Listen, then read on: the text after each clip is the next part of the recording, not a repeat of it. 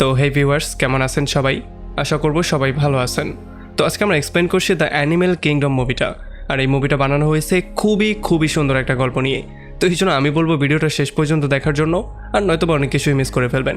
তো চলুন কথা আর না বাড়িয়ে শুরু করি আজকের ভিডিও। তো এই গল্পে শুরু হয় একটা ট্রাফিক জ্যাম দিয়ে। আমরা দেখতে পারি এখানে একটা গাড়ির মধ্যে অ্যামিল নামের একটা ছেলে আছে, আর গাড়ির মধ্যে ড্রাইভ করছিল তার বাবা ফ্রান্সিস। আসলে তাদের দুজনের মধ্যে একটা কথা নিয়ে ঝগড়া হচ্ছিল। এই জন্য ঝগড়ার এক ফাঁকে অ্যামিল প্রচণ্ড রাগ করে গাড়ি থেকে বেরিয়ে চলে যায়। আর এরপরে যখন ফ্রান্সিসও তাকে ফলো করে তাকে থামানোর জন্য যায়, তখন তারা দুজন গিয়ে একটা অ্যাম্বুলেন্সের সামনে দাঁড়া হয়।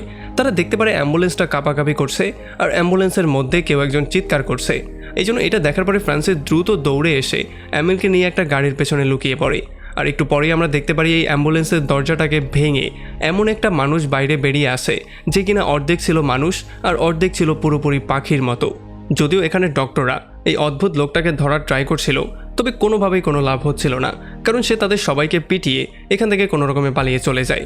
আর এরপর আমরা দেখতে পারি অ্যামিল আর তার বাবা চলে আসে একটা ডক্টরের কাছে, যেখানে তার মা লানার চিকিৎসা হচ্ছিল। আসলে লানাও একজন মিউটনে কনভার্ট হয়ে যাচ্ছিল।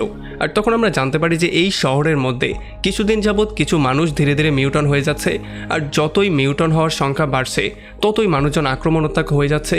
তারা মানুষদের উপরে আক্রমণ করে তাদেরকে মেরে খেয়ে পর্যন্ত ফেলছে।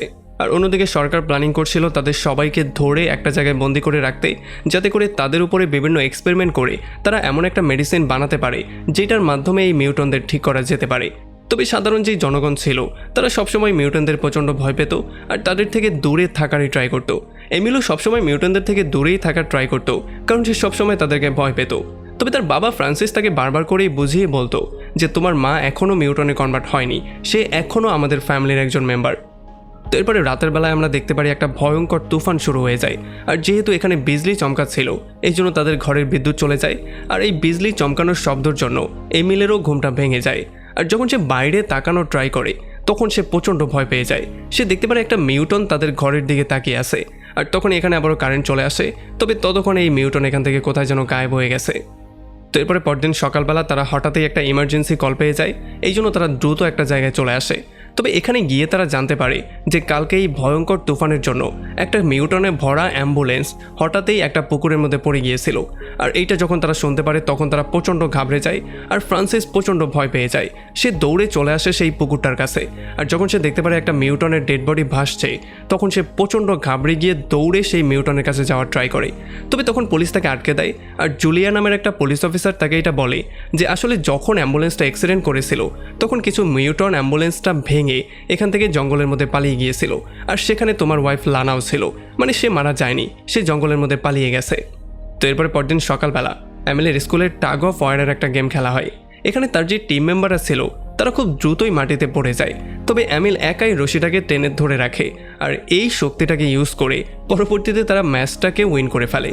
এটার জন্য অ্যামিলের সবাই খুব প্রশংসা করে, আর তার শক্তি দেখার পরে সবাই তার উপরে খুবই ইমপ্রেস হয়ে যায়। আর তারা তাকে একটা পার্টিতে যাওয়ার জন্য ইনভাইটেশনও দেয়।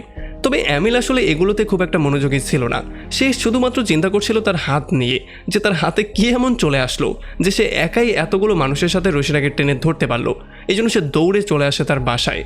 সে বাসায় এসে একটা ব্লেডের সাহায্যে তার নখের মধ্য থেকে কিছু একটা বের করার ট্রাই করছিল, যেটার জন্য তার প্রচণ্ড যন্ত্রণাও হচ্ছিল।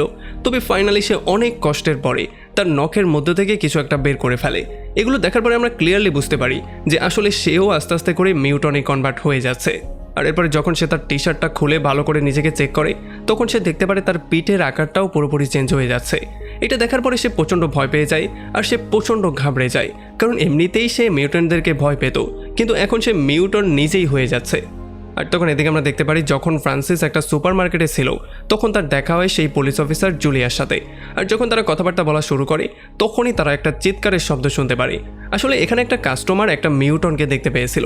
এইটা শোনার সঙ্গে সঙ্গে জুলিয়া তার সমস্ত টিম মেম্বারদেরকে অর্ডার দিয়ে বলে দেয় যাতে করে তারা দ্রুত সুপার মার্কেটটাকে খালি করে ফেলে। তবে এখান থেকে কোনোভাবেই ফ্রান্সিস যেতে চাইছিল না। সে এখন পর্যন্ত সেই মিউটনটাকে খুঁজে বের করতে চায়, কারণ তার এটা বিশ্বাস ছিল যে হয়তোবা এটা তার ওয়াইফ লানা হলেও হতে পারে। তবে যখন ফাইনালি সে মিউটনটাকে খুঁজে পেয়ে যায়, তখন সে দেখতে পারে এটা হচ্ছে গিয়ে ছোট্ট একটা বাচ্চা, যে কিনা এখানে মাছ খাওয়ার জন্য এসেছে। তবে যখন সে দেখতে পারে তাকে চারপাশ দিয়ে ঘিরে ফেলা হয়েছে, তখন সে জুলিয়ার উপরে বিভিন্ন জিনিসপত্র মেরে এখান থেকে দৌড়ে পালিয়ে যাওয়ার ট্রাই করে। তবে জুলিয়াও খুব সহজেই তাকে লাফ দিয়ে ধরে ফেলে। তো এরপরে সন্ধ্যাবেলায় আমরা দেখতে পারি অ্যামিল তার বন্ধুদের সাথে সেই পার্টিতে অ্যাটেন্ড করার জন্য চলে আসে। আর এখানে যখন তারা সবাই এনজয় করছিল তখন তার চারপাশেই সবাই মদ খাচ্ছিল। তবে অ্যামিল এই মদের গন্ধগুলোই সহ্য করতে পারছিল না। আর যখন একটা মেয়ে যার নাম হচ্ছে নিনা সেই ব্যাপারটা জানতে পারে তখন সে তাকে একটা মেডিসিন দেয় যাতে করে এই জিনিসটা সে হজম করতে পারে। তবে যখনই মিনা তার হাতটা বাড়ায় তখন অ্যামিল তার হাতটাকে চাটা শুরু করে। আসলে যদিও সেটা করতে চাইছিল না, তবে সে নিজেকে আটকাতেও পারছিল না। আর যখন চারপাশে তার বন্ধুরা এটা দেখতে পারে তখন তারা সবাই তাকে নিয়ে হাসাহাসি করা শুরু করে। আর অ্যামিল এত বড় বেজ্জতি সহ্য করতে না পেরে সেখান থেকে আস্তে করে উঠে চলে যাওয়ার ট্রাই করে। আর পরবর্তীতে সে সেখান থেকে দৌড়ে জঙ্গলের মধ্যে চলে যায়। তো এরপরে পরদিন সকালবেলা যখন তার চোখ খুলে তখন সে দেখতে পারে সে একটা লেকের পাড়ে পড়ে আছে আর তার মুখের মধ্যে কিছু একটা রক্তের মতো লেগে আছে। তবে সেখান থেকে উঠে সে তার বাসায় ব্যাক করে। আর বাসায় আসার সঙ্গে সঙ্গেই সে তার মুখের মধ্য থেকে প্রথমেই একটা পর বের করে, যার মানে আমরা এটা ক্লিয়ারলি বুঝতে পারি যে কালকে রাতের বেলায় সে একটা পাখি শিকার করে খেয়েছে। তো এর একটু পরে অ্যামিল আর ফ্রান্সিস গাড়ি দিয়ে পুলিশের ব্যারিকেড ব্রেক করে চলে আসে জঙ্গলে লানাকে খুঁজে বের করার জন্য। আর যখন তারা দুজন লানাকে খুঁজছিল তখন অ্যামিল ফ্রান্সিসকে জিজ্ঞেস করে যে যখন মা মিউটনে আস্তে আস্তে করে কনভার্ট হচ্ছিল তখন তোমার কাছে কেমন ফিল হচ্ছিল।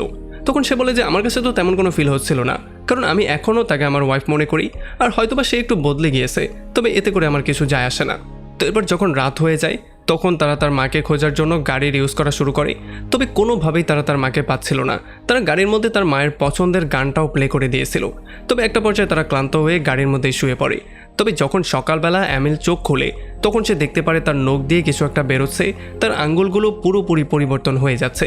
এটা দেখার পরে সে প্রচণ্ড ঘাবড়ে যায়। তবে তখন সে দেখতে পারে তাদের কুকুরটা দরজা খুলে সেখান থেকে জঙ্গলের মধ্যে চলে যায়। এই জন্য সে কুকুরটাকে খুঁজতে যখন ভেতরের দিকে যায় তখন সেই বার্ডম্যান, মানে যে মুভির শুরুতে পালিয়ে গিয়েছিল, সে অ্যামিলের উপরে আক্রমণ করে দেয়। এখন যখনই সে অ্যামিলকে মারার ট্রাই করছিল তখন অ্যামিলের চোখের দিকে তাকিয়ে সে এটা ক্লিয়ারলি বুঝতে পারে যে আসলে অ্যামিল হচ্ছে গিয়ে একজন মিউটেন্ট। এই জন্য সে আর তাকে কিছু করে না, যদিও সে অ্যামিলকে একটু আহত করে দেয়। তবে তখনই এখানে ফ্রান্সিস চলে আসে তার ছেলেকে বাঁচানোর জন্য। আর ফাইনালি সে তার ছেলেকে সেভ করে সেখান থেকে নিয়ে দ্রুত চলেও আসে। এরপরে যখন তারা গাড়ি দিয়ে যাচ্ছিল তখন ফ্রান্সিস হসপিটালে যাওয়ার ব্যাপারে বলে, তবে অ্যামিল তাকে সরাসরি না করে দেয়, কারণ অ্যামিল এটা খুব ভালো করেই জানে যে হসপিটালে যাওয়ার পরে তার সঙ্গে কি করা হবে। আর এই কথাবার্তার মধ্যেই তারা হঠাৎ করেই দেখতে পারে তাদের গাড়ির সামনে একটা ঘোড়া চলে এসেছে। তবে ফ্রান্সিস একেবারে শেষ মুহূর্তে ব্রেক করে নিজেদেরকে সেভ করে। আসলে তারা একটা রাইডিং স্কুলের সামনে চলে এসেছে যেখানে একটা পাখিওয়ালা মিউটন এসে কিছু ঘোড়ার উপরে আক্রমণ করে দিয়েছে। আর এই জন্য জুলিয়া তার টিম নিয়ে পুরোপুরি সেখানে রেডি হয়েছিল। আর এই সুযোগটার ফায়দা উঠিয়ে ফ্রান্সিস সেখানে আর্মি ডক্টরদের সাহায্যে অ্যামিলের হাতের মধ্যে কয়েকটা স্ট্রেচ লাগিয়ে দেয়। তবে একটু পরে অ্যামিল সেই ব্যান্ডেজগুলোকে খুলে নিজের রক্তগুলোকেই চাটা শুরু করে। তো এরপরে পরদিন সকালবেলা স্কুল থেকে বাসার দিকে ব্যাক করার সময় যেহেতু অ্যামিলের শরীরের মধ্যে বিভিন্ন রকমের পরিবর্তন হচ্ছে এই জন্য সে কোনোভাবেই সাইকেল পর্যন্ত চালাতে পারছিল না।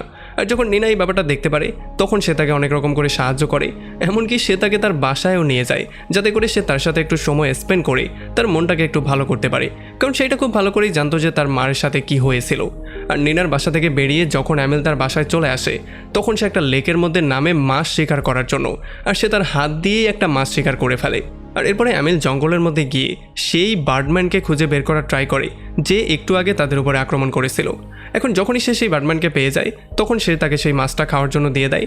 আর যখন সে তাকে তার নামটা জিজ্ঞেস করে তখন সে জানতে পারে যে বার্ডম্যানের আসল নামটা কি সেটা তো সে নিজেও জানে না, তবে সে তার নিজের নামটা ফিক্স দিয়ে দিয়েছে। আর যখন অ্যামিল একটু ভালো করে তার শরীরের দিকে তাকায় তখন তার শরীরের মধ্যে বিভিন্ন জখম দেখার পরে সে এটা ক্লিয়ারলি বুঝতে পারে যে আসলে তাকে একটা ডিফারেন্ট জায়গাতে নিয়ে যাওয়া দরকার যাতে করে সে তার ওড়ার প্র্যাকটিসটা করতে পারে। এরপর সে তাকে নিয়ে সেই লেকের পাড়ে চলে আসে আর এখান থেকে সমস্ত ডালপালা সরিয়ে দিয়ে সে তাকে এমন একটা পরিবেশ বানিয়ে দেয় যাতে করে এখানে সে তার ওড়ার প্র্যাকটিসটা করতে পারে, কারণ যেহেতু সে নিউ মিউটনে কনভার্ট হয়েছে এই জন্য সে এখন ভালো করে উঠতে পর্যন্ত পারে না। আর এরপরে যখন সন্ধ্যাবেলায় সেখান থেকে সে বাসার দিকে ব্যাক করছিল তখন সাইকেল চালাতে তার অনেক বেশি কষ্ট হচ্ছিল। এই জন্য ফাইনালি সে সিদ্ধান্ত নেয় সাইকেলটা সে এখানেই রেখে দিবে। আর যখন সে বাসায় ব্যাক করে তখন সে তার বাবাকে বলে দেয় যে সাইকেলটা চুরি হয়ে গেছে। তো এরপরে পরদিন রাতের বেলায় যখন ফ্রান্সিস বারের মধ্যে কাজ করছিল তখন হঠাৎই একটা মিউটন এসে তার উপরে আক্রমণ করে দেয়। এই মিউটনটা যখনই তাকে খেতে যাচ্ছিল তখনই ফ্রান্সিস নোটিস করে যে এই মিউটনটা শিকল দিয়ে বাঁধা। এই জন্য সেই মিউটনটাকে শান্ত করার ট্রাই করে, তবে কোনোভাবেই কোনো লাভ হচ্ছিল না। আর তখন ফ্রান্সিস পাশে আরও একটা মিউটনের পায়ের শব্দ পেয়ে যায়। তবে তখনই এখানে একটা ফ্রান্সিসের কলিগ চলে আসে যে কিনা এসে মিউটনটাকে শান্ত করার ট্রাই করে। আসলে আমরা জানতে পারি তার এই কলিগের আত্মীয় হচ্ছে গিয়ে এই মিউটন, এই জন্য সে তাকে শিকল দিয়ে এখানে বেঁধে রেখেছে যাতে করে সে পুলিশের থেকে তাকে লুকিয়ে রাখতে পারে। তবে এখন সুযোগ পেয়ে এই মিউটন শিকলগুলো ছিঁড়ে সেখান থেকে পালিয়ে চলে যায়। আর যখন বাড়ির লোকজন তাকে দেখতে পারে তখন তারা প্রচণ্ড ভয় পেয়ে যায় আর তারা এদিক সেদিক দৌড়াদৌড়ি শুরু করে দেয়। তবে তখন ফ্রান্সিসের মনে হয় যে অন্য যেই মিউটনের পায়ের শব্দটা সে পেয়েছিল সেটা হচ্ছে গিয়ে তার ওয়াইফ লানা। এই জন্য সে দৌড়াতে দৌড়াতে জঙ্গলের মধ্যে চলে আসে আর সেই মিউটনকে ফলো করা শুরু করে। আর ফাইনালি অনেক দিন পরে আরও একবার সে তার ওয়াইফের সাথে মিট করে। তবে এখন তার ওয়াইফ পুরোপুরি একটা ভাল্লুকে কনভার্ট হয়ে গেছে। আর এরপরে পরদিন সকালবেলা স্কুল শেষ করার পরে এমিল আবারও চলে আসে ফিক্সের কাছে। আর এখানে তারা দুজন গল্পগুজব করে আর সে ফিক্সের ফেসের মধ্যে কিছু জখমও ঠিক করার ট্রাই করে। আর সেদিন রাতের বেলায় ফ্রান্সিস জুলিয়াকে নিয়ে আবারও চলে আসে জঙ্গলের মধ্যে লানাকে খুঁজে বের করার জন্য। এখানে তারা অনেকক্ষণ খোঁজাখুঁজি করার পরেও যদিও লানাকে খুঁজে পায় না, তবে তারা ফাইনালি এমিলের সাইকেলটা পেয়ে যায়, যেটা কিনা এমিলের মতে চুরি হয়ে গিয়েছিল। তো এরপরে যখন ফ্রান্সিস বাসায় এসে ফ্রেশ হওয়ার ট্রাই করে তখন সে দেখতে পারে বেসিনের মুখটা বন্ধ হয়ে গেছে। এই জন্য যখন সে পাইপটা খুলে চেক করার ট্রাই করে তখন সে এখানে কিছু নখ আর কিছু চুল পেয়ে যায়।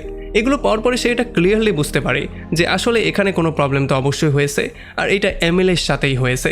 এই জন্য যখন এমিল বাসায় ব্যাক করে তখন সে প্রথমেই এমিলকে তার সাইকেলটা দেয়, এরপর সে তার সামনে সেই নখগুলো শো করে। তবে এগুলো দেখার পরেও এমিল তাকে কোনো অ্যান্সার দেওয়ার জন্য সরাসরি না করে দেয়। আর এই জন্য ফাইনালি ফ্রান্সিসও সিদ্ধান্ত নিয়ে নেয় যে সে এমিলকে ততক্ষণ পর্যন্ত বাইরে রাখবে যতক্ষণ না এমিল সমস্ত সত্যিটা বলে দেয়। আর যখন এমিল বুঝতে পারে যে তার বাবা কঠোর থেকে কঠোর ব্যবহার করবে তার সাথে, তখন সে এখান থেকে পালিয়ে যাওয়ার ট্রাই করে। তবে ফ্রান্সিস দৌড়ে তাকে খুব সহজেই ধরে ফেলে। এখন পরদিন সকালবেলা যখন তারা খাবার খাচ্ছিল তখন এমিল প্লেটে মুখ দিয়েই খাবার খাচ্ছিল। তবে ফ্রান্সিসও তাকে তেমন কিছু বলছিল না। আর যখন সে তার শরীরটাকে খুব ভালো করে চেক করে তখন সে প্রথমেই তাকে পরামর্শ দেয় যাতে করে সে ডেইলি তার নখগুলো কাটে।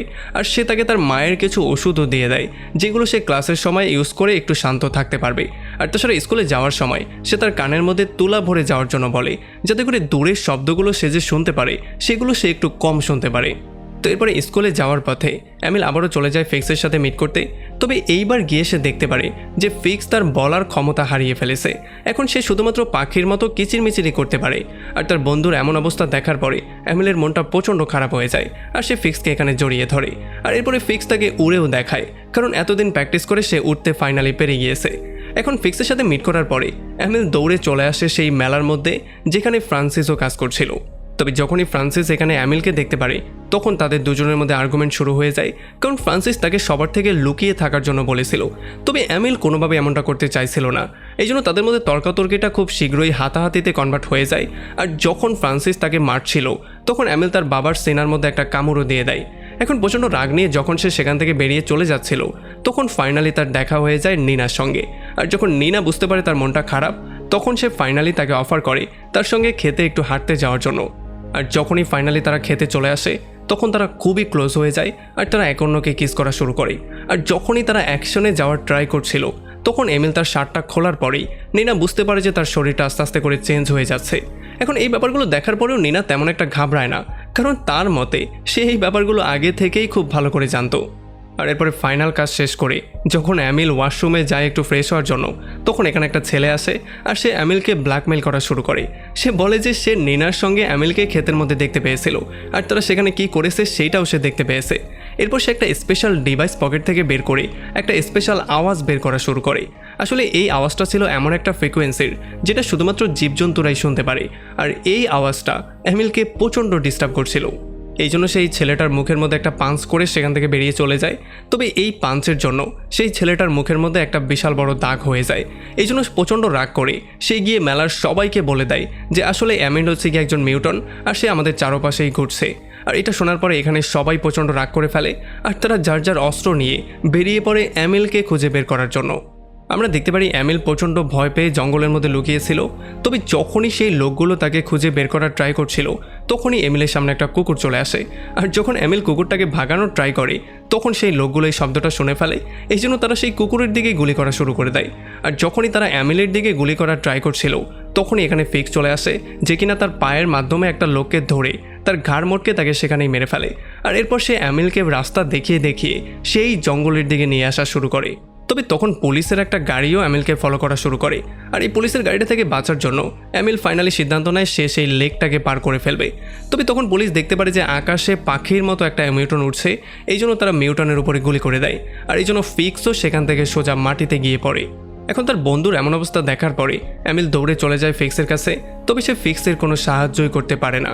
ফিক্স তার হাতের মধ্যেই শেষ নিঃশ্বাস নিয়ে মারা যায়।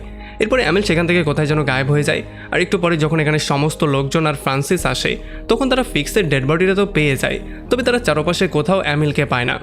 এখন যেহেতু রাতের বেলায় ভয়ঙ্কর তুফান শুরু হয়ে গেছে, এই জন্য বৃষ্টি থেকে বাঁচার জন্য এমিল গিয়ে একটা গুহার মধ্যে লুকিয়ে পড়ে। তবে তখনই হঠাৎই সে শুনতে পারে একটা ভাল্লুক তার দিকে আসছে। আর যখন এই ভাল্লুকটা তার খুব কাছে চলে আসে, তখন সে এটা ক্লিয়ারলি বুঝতে পারে যে এটার অন্য কেউ না, এটা হচ্ছে গিয়ে তার নিজের মা।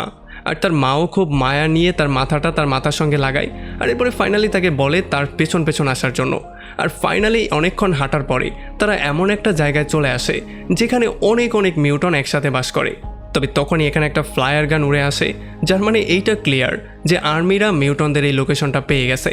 আর এটা দেখার পরে যখন সমস্ত মিউটনরা পালিয়ে যাওয়ার শুরু করে, তখন আর্মিরা সেই স্পেশাল সাউন্ডটার ইউজ করে, যেটার জন্য প্রত্যেকটা মিউটনের প্রচণ্ড কষ্ট হচ্ছিল। এখান থেকে একটা মিউটনও কোনোভাবে পালাতে পারছিল না। এই জন্য ফাইনালি আর্মিরা এসে প্রত্যেকটা মিউটনকে ধরে ফেলে। তবে পরদিন সকালবেলা ফ্রান্সিস থানায় এসে পুলিশের কাছে কমপ্লেন করে যে আসলে এমিল একটু বেশি নেশা করে ফেলেছিল, এই জন্য সে নেশার মধ্যে সেখানে চলে গিয়েছিল। এই জন্য ফাইনালি পুলিশও তার কথায় বিশ্বাস করে এমিলকে জামিন দেওয়ার জন্য তাকে একটা সাইন করতে বলে। তবে কোনোভাবেই এমিল সাইন পর্যন্ত করতে পারছিল না। তার শরীরের মধ্যে চেঞ্জটা এত বেশি হয়ে গেছে, এখন সে কলমই ধরতে পারছিল না। এখন যখন এমিল একটা পেপার নষ্ট করে ফেলে, তখন পুলিশ অফিসার তাকে আরও একটা পেপার দেয়। তবে এমিল এই পেপারটাকেও নিতে অস্বীকার করে। আর এই সমস্ত ব্যাপারগুলো দেখার পরে যখন অফিসার বুঝতে পারে এমিল একজন মিউটন, তখন ফাইনালি ফ্রান্সিসের কাছেও আর অন্য কোনো অপশন থাকে না। এই জন্য সে পুলিশকে ধাক্কা দিয়ে সেখানে বেহুশ করে ফেলে। আর যখনই পুলিশ বেহুশ হয়ে যায়, তখন ফ্রান্সিস নিজে সেখানে একটা সিল মেরে এমিলকে নিয়ে সেখান থেকে বাইরে বেরিয়ে চলে আসে। তবে একটু পরে এই খবরটা সবাই জেনে ফেলে, আর অনেকগুলো পুলিশের গাড়ি তাদেরকে ফলো করা শুরু করে। তবে এইবার ফ্রান্সিস এমিলের কাছে ওয়াদা করে যে সে কোনোভাবেই তাকে পুলিশের হাতে ধরা দিতে দিবে না, আর কোনোভাবেই সে তাকে বন্দি থাকতে দিবে না। এই জন্য সে গাড়িটাকে ফুল স্পিডে জঙ্গলের মধ্যে ঢুকিয়ে দেয়, আর জঙ্গলে নিয়ে সে এমিলকে ফ্রি করে দেয়। আর এমিলও ফ্রি হয়ে কোথায় যেন গায়েব হয়ে যায়। আর এমনই একটা ইন্টারেস্টিং পয়েন্টে এই পুরো মুভিটা এখানে শেষ হয়ে যায়। তো আমাকে কমেন্ট করে জানান কেমন লাগলো ভিডিও। যদি ভালো লাগে তাহলে অবশ্যই একটা লাইক করবেন, আর যদি এখনও আমাদের চ্যানেলটা সাবস্ক্রাইব করে না থাকেন তাহলে প্লিজ করে ফেলুন। তো আমাদের দেখা হবে অন্য কোনো ভিডিওতে অন্য কোনো একদিন। Till then, take care.